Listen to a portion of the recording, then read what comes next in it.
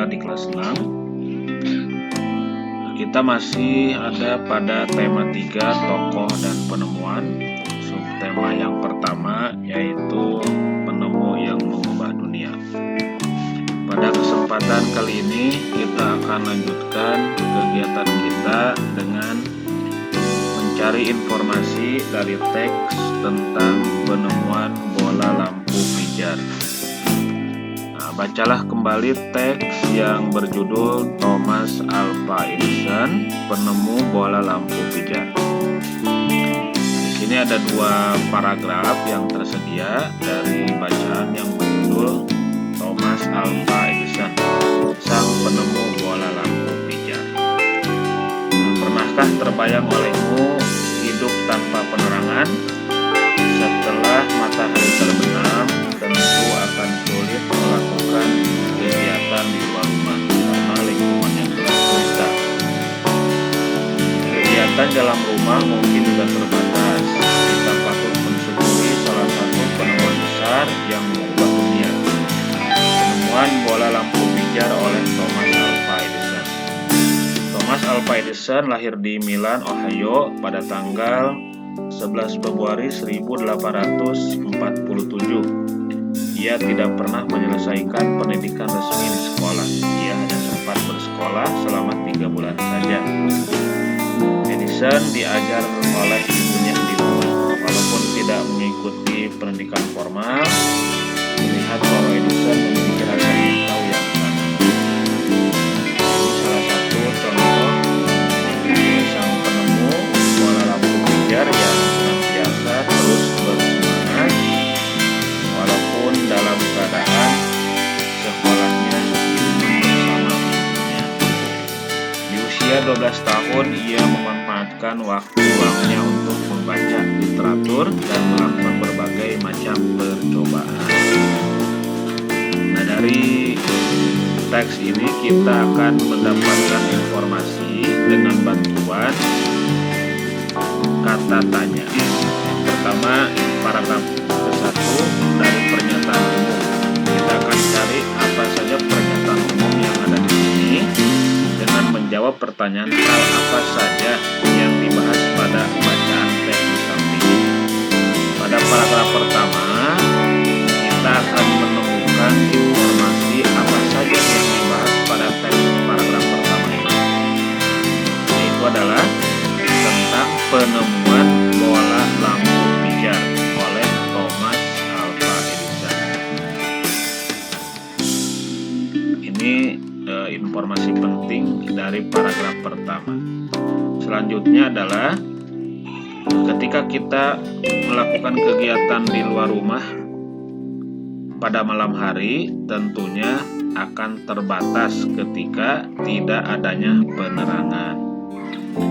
Paragraf yang kedua dijelaskan ataupun mendapatkan informasi penjelas apa yang dilakukan oleh ibunya agar Thomas Alva Edison tetap memperoleh pendidikan. Maka di sini dijelaskan Edison diajar oleh ibunya di rumah.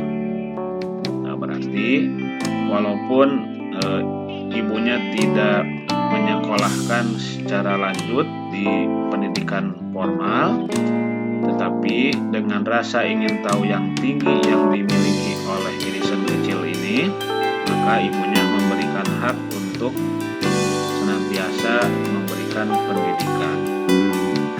Pendidikan merupakan hak bagi seorang anak yang diterima di rumah maupun di sekolah. Apa saja hak yang ada dalam kehidupan sehari-hari? Banyak sekali hak yang seharusnya diperoleh oleh seorang anak di rumah, di sekolah maupun di masyarakat.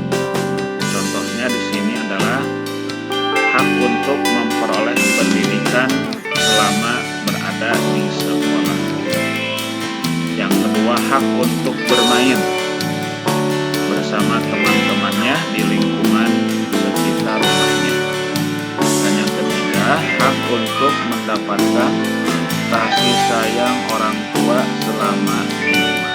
Ini merupakan hak yang harus diperoleh oleh seorang anak. Apa itu hak? Hak adalah sesuatu yang harus kita peroleh.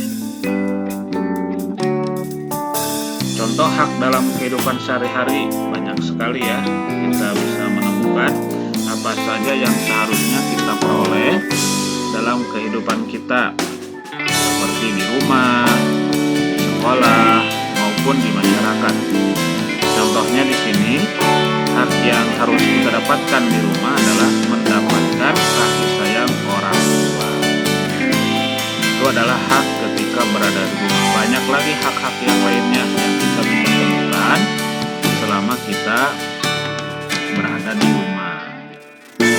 Yang kedua, hak ketika kita bersekolah. Contohnya mendapatkan ilmu dari guru. Apa saja yang lain-lainnya itu bisa kita diskusikan, kita bisa cari tahu. Yang ketiga adalah hak ketika kita berada di masyarakat. Hak untuk mendapatkan hidup yang aman dan nyaman serta tidak mendapatkan gangguan dan lain-lain. Itu juga hak. Hak di masyarakat banyak sekali ya. Hak kita untuk berjalan di jalan umum, hak untuk mendapatkan fasilitas umum, juga hak kita sebagai warga negara. Dalam memperoleh hak, kita juga harus senantiasa memiliki rasa tanggung jawab. Jangan sampai hak yang kita peroleh dapat mengganggu orang lain ataupun dapat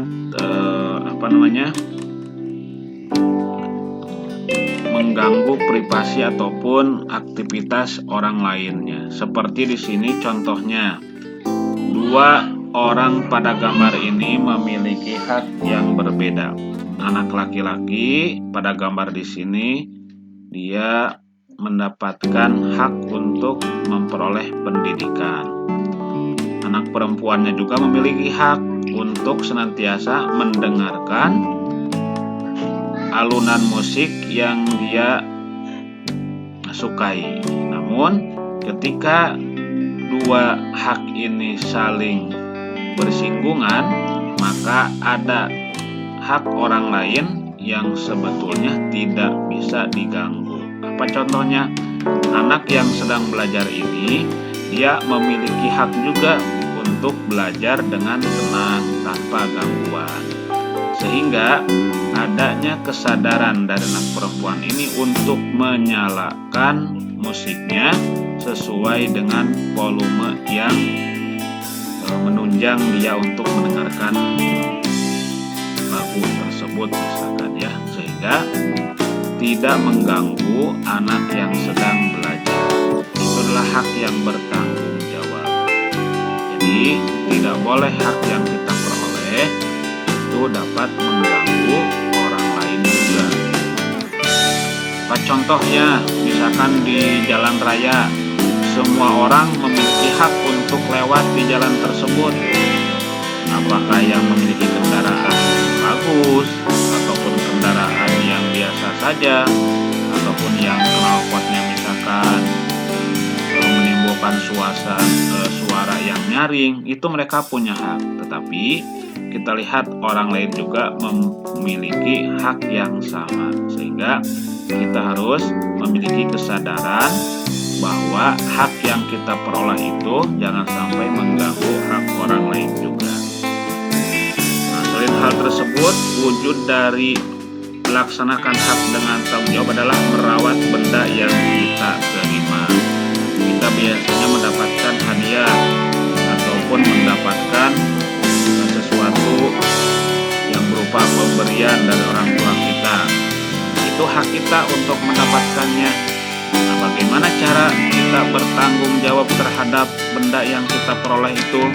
Yaitu dengan cara merawat benda yang kita terima itu, agar benda yang kita terima itu awet untuk digunakan dan orang lain yang memberikannya pun merasa puas dengan pemberiannya. Itu bisa kita lakukan bersama dengan orang tua kita. Cara-cara merawat benda yang ada di lingkungan kita itu silahkan berdiskusi atau tanyakan kepada ayah dan ibu kita. baik, sampai benda yang kita peroleh itu menjadi benda yang cepat rusak. Nah, di masyarakat juga ternyata terjadi perubahan sosial budaya setelah ditemukannya bola lampu. Yang awalnya aktivitas pada malam hari itu terbatas karena matahari sudah terbenam sehingga langit menjadi gelap gulita. Namun ketika bola lampu itu ditemukan, sekarang aktivitas malam hari hampir sama seperti pada siang hari. Banyak masyarakat yang melakukan aktivitas pada malam hari. Apa saja? Contohnya itu adalah merupakan manfaat dari lampu pijar sebagai penerangan, sebagai penerangan jalan, penerangan rumah, ataupun penerangan tempat-tempat umum lainnya. Nah, selain itu, lampu pijar juga ternyata dapat dimanfaatkan dengan baik untuk aktivitas yang lain. Contohnya, memanaskan kandang ayam sehingga membantu proses penetasan telur ayam lebih baik dan juga proses produksi ayam juga menjadi lebih baik.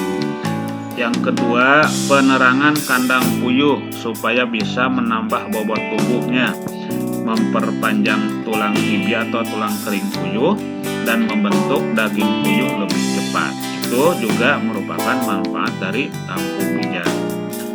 Yang ketiga, sebagai pemanas inframerah pada proses pemanasan dalam bidang industri. Yang terakhir, menjauhkan predator, tikus, dan lainnya pada ruangan peternakan breeding burung kanari. Inilah manfaat lampu pijar yang kita bisa temukan di tengah-tengah masyarakat yang hal tersebut bisa kita lihat manfaatnya.